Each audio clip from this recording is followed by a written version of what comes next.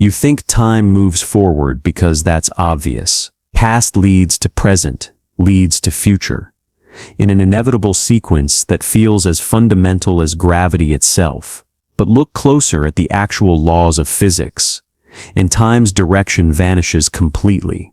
Every equation that describes how the universe works, from Newton's mechanics to Einstein's relativity to quantum field theory, the mathematical foundations of reality, are perfectly symmetric in time, yet you've never seen a broken glass spontaneously reassemble itself, or watched smoke flow back into a cigarette. Something breaks this symmetry, forcing time to flow in only one direction, and physics cannot explain what that something is. Richard Feynman understood this paradox better than most, because he was willing to confront how strange the evidence actually is. Not strange in the sense of being complicated or counterintuitive, but strange in the sense of pointing toward conclusions about the nature of time and reality that seem impossible to reconcile with everything we observe. The arrow of time emerges from a single law, the second law of thermodynamics, that stands apart from every other principle in physics. It's the only law that distinguishes between past and future, the only one that gives time a direction rather than treating all moments as equivalent. The second law states that entropy never decreases in a closed system. Entropy, roughly speaking, measures disorder or the number of ways a system can be arranged while appearing the same macroscopically. A cup of hot coffee has lower entropy than the same cup after the coffee has cooled to room temperature, because there are many more ways to arrange the molecules when they're moving at different speeds than when they're all moving at nearly the same speed.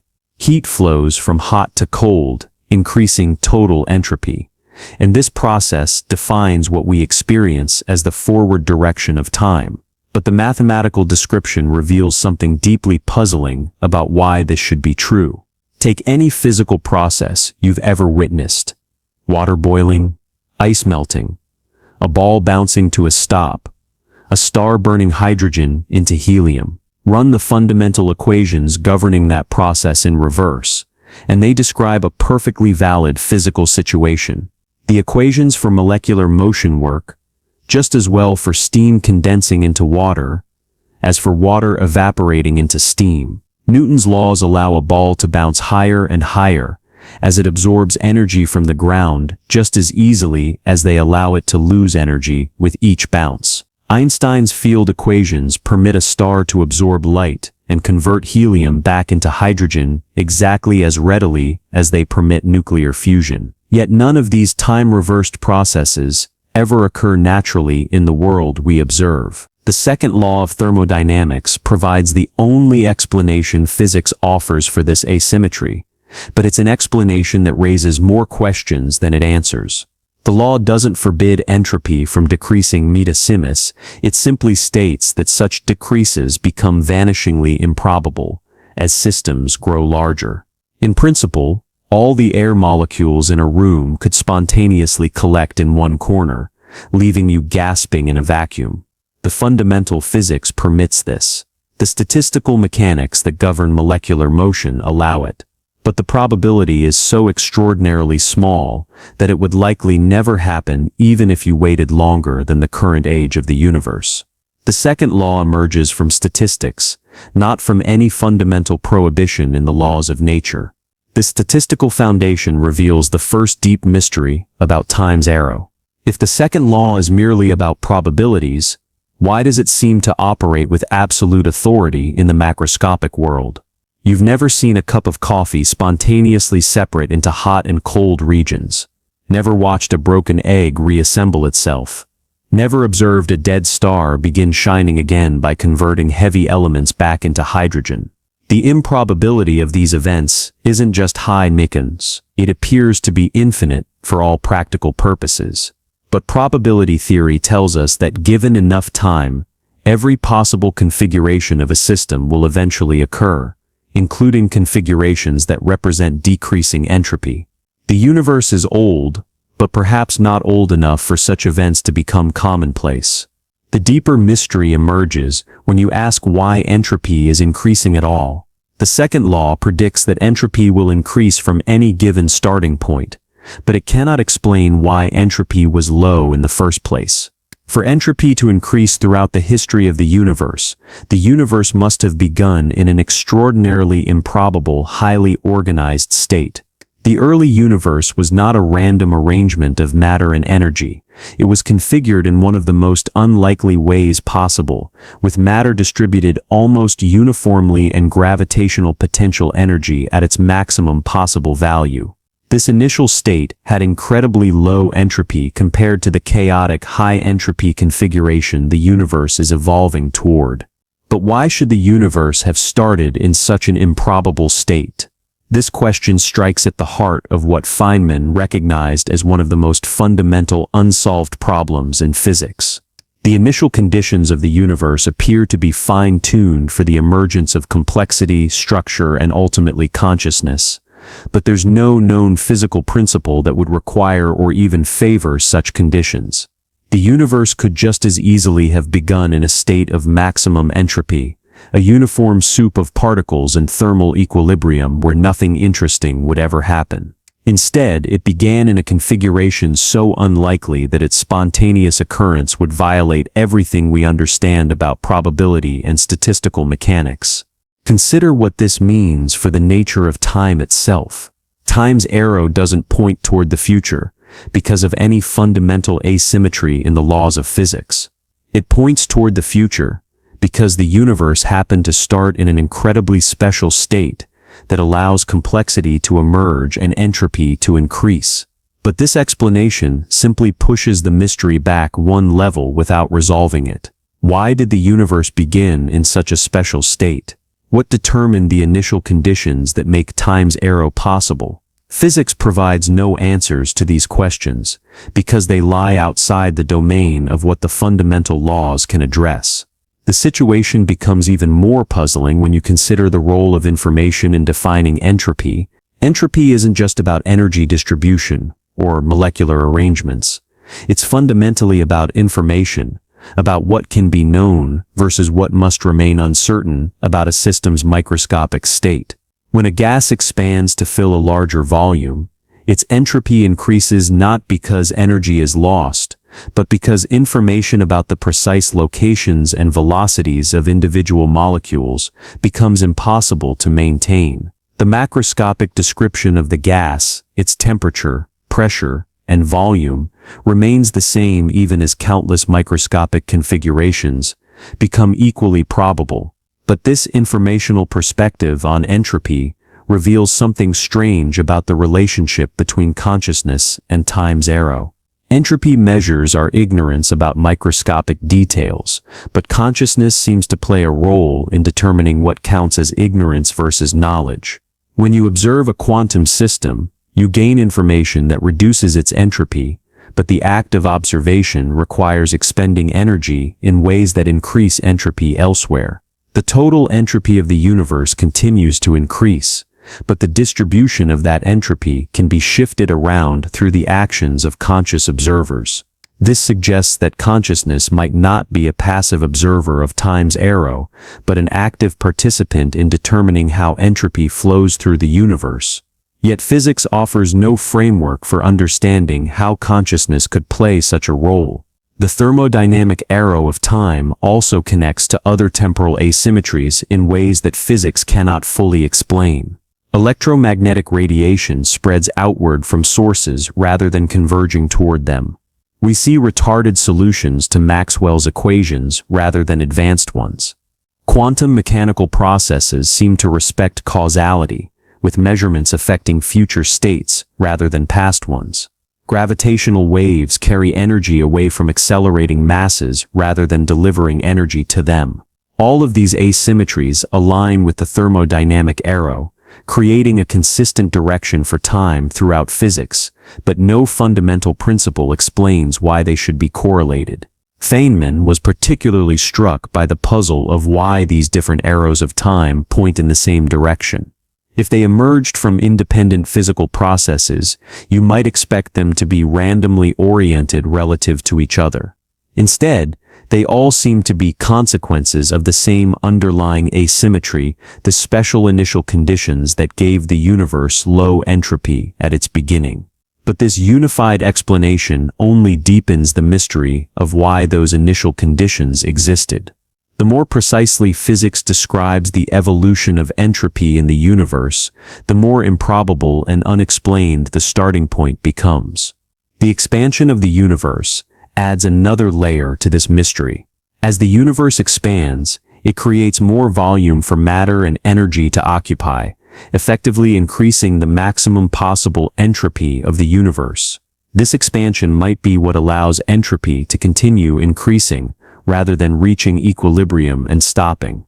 But expansion itself requires a very specific type of initial condition. The universe must have begun with exactly the right balance of matter, energy, and spatial curvature to permit the billions of years of expansion we observe. Too much matter, and the universe would have collapsed before stars could form. Too little matter, and gravitational clumping could never have created galaxies, stars, and planets.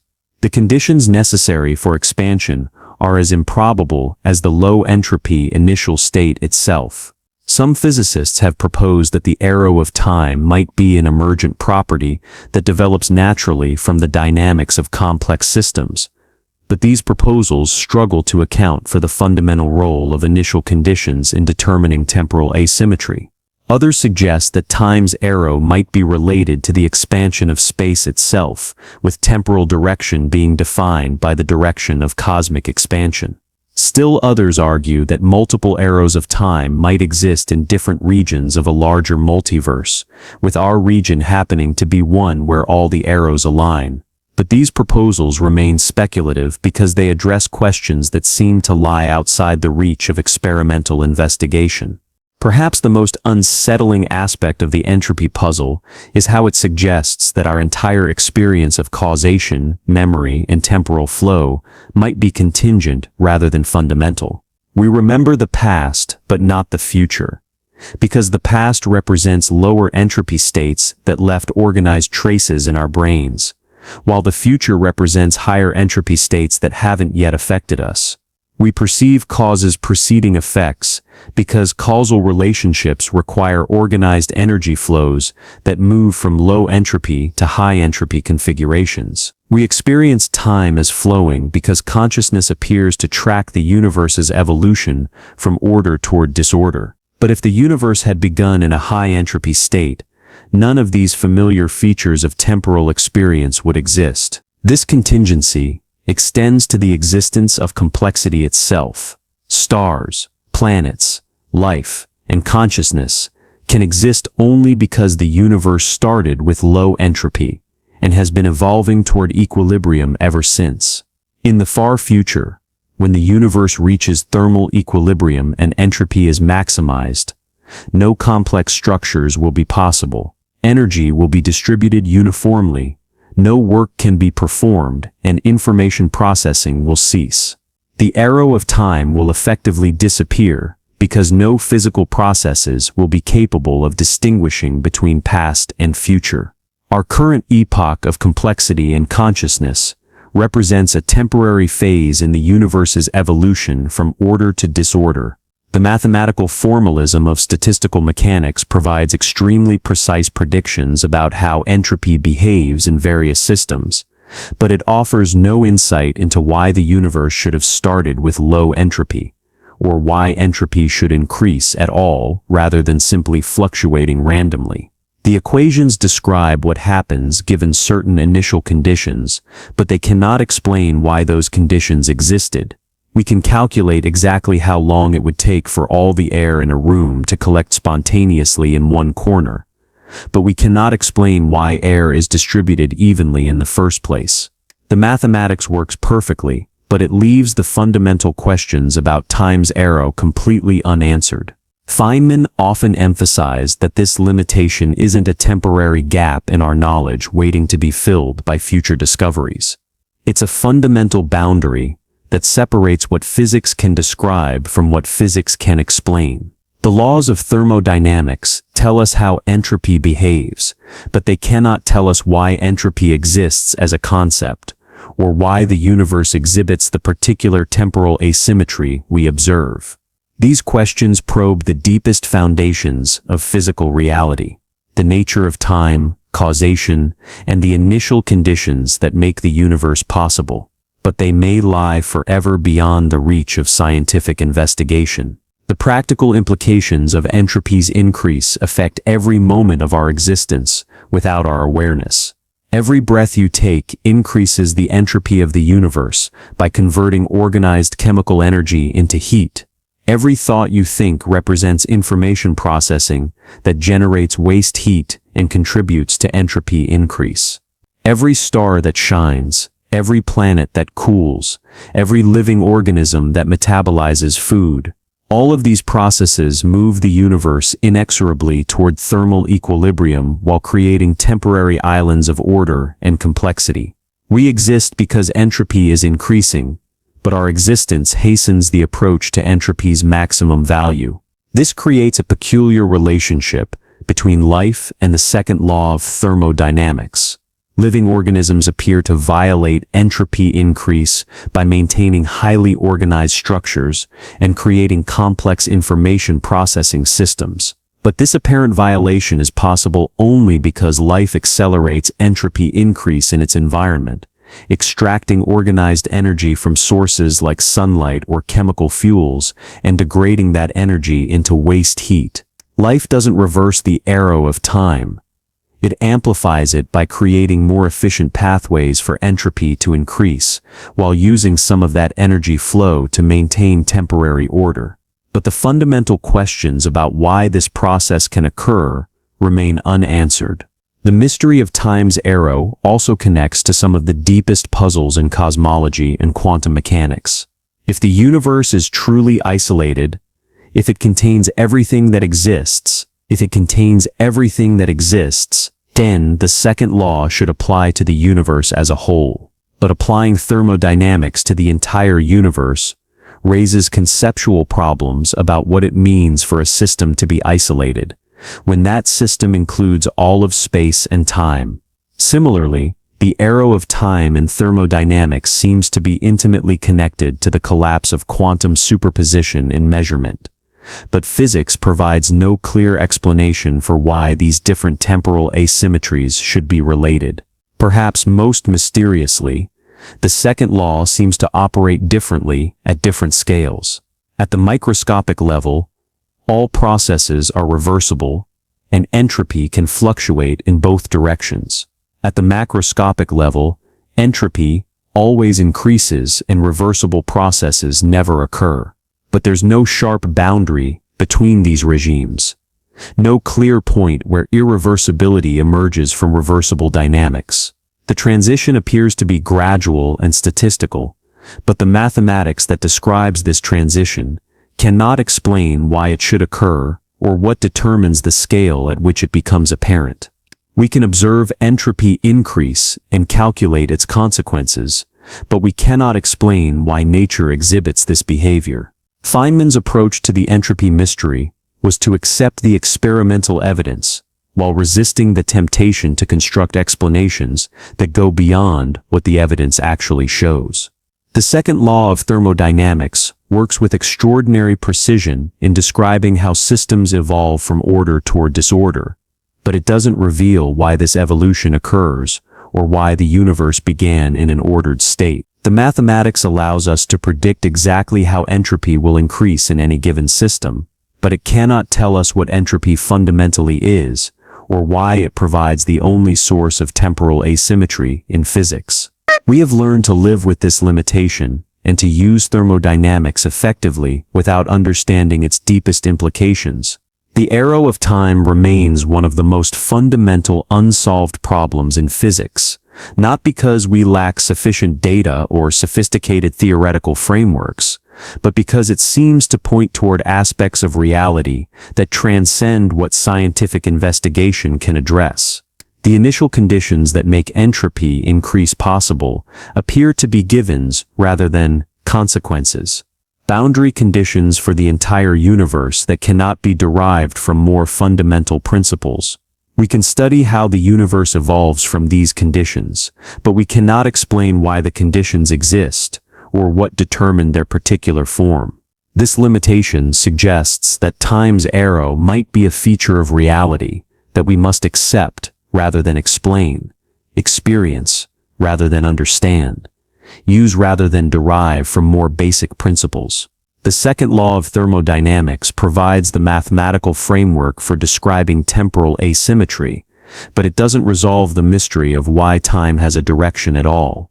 Perhaps this mystery is meant to remain unsolved, a permanent reminder that our scientific understanding of reality will always be incomplete, no matter how precisely we can calculate the consequences of the universe's temporal asymmetry. Every moment you experience reading these words, forming thoughts about entropy, feeling time pass from one instant to the next, depends on the universe having begun in an incredibly improbable, highly organized state that allows complexity to emerge as entropy increases toward its maximum value. But why that state existed, why entropy increases, and why time flows in only one direction remain as mysterious today as they were when thermodynamics was first discovered. The equations work perfectly, the predictions are precise, but the deepest questions about time's arrow continue to point towards something about the nature of existence that physics cannot explain.